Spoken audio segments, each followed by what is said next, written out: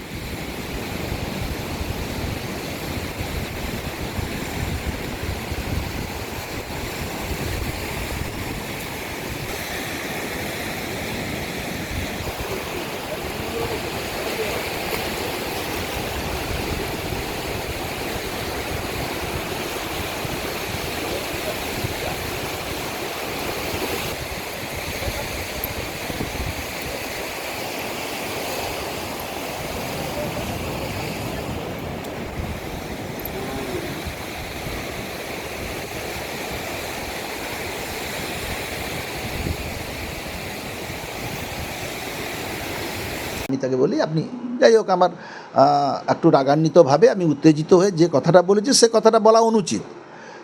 একজন আধিকারিককে যে কথাটা বলেছে সেটা আমি নিশ্চিতভাবে এটা বলা আমার ঠিক হয়নি।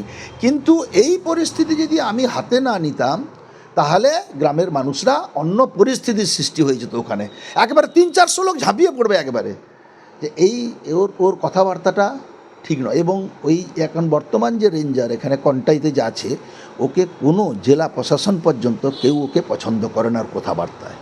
ওই পরিস্থিতিটা জটিল করেছে। আমাদের কিছু নয়, হয়তো আমি মিনিস্টার হিসাবে, দায়িত্বশীল একজন মন্ত্রিসভার সদস্য হিসাবে আমার হয়তো ওই কথাটা বলা ঠিক হয়নি। এটা আমি পরবর্তীকালে আমি নিজেই দুঃখ পেয়েছি যে নিশ্চিত আধিকারিককে বলা ঠিক হয়নি। কিন্তু ও পুলিশ প্রশাসন তাকে বুঝাবার চেষ্টা করছে, তার সে কথাও এই রেঞ্জার শুনেনি। এই রেঞ্জারের জন্য এই পরিস্থিতি সৃষ্টি হয়েছে। গতকাল কি কুণাল ঘোষ একটি টুইট করেছিলেন যেখানে উনি বলেছেন আপনার এটা করা অনুচিত হয়েছে, কিংবা দল কি আপনার পাশে দাঁড়াচ্ছে বা দল কি আপনাকে ক্ষমা চাইতে বলেছে? দেখুন, উনি দলের মুখপাত্র দলের কথা বলেছেন। আমি মনে করি যে উনি দলের কথাই বলেছেন, তাতে অসুবিধা কিছু নেই। ওনার কথা বলেছেন। আমি যে কাজটা করে ফেলেছি, আমি এই কথাটা বলার জন্য হয়তো অনুতপ্ত, কিন্তু আমি মনে করি যে ওই এলাকার মানুষের পাশে আমার দাঁড়ানো উচিত ছিল।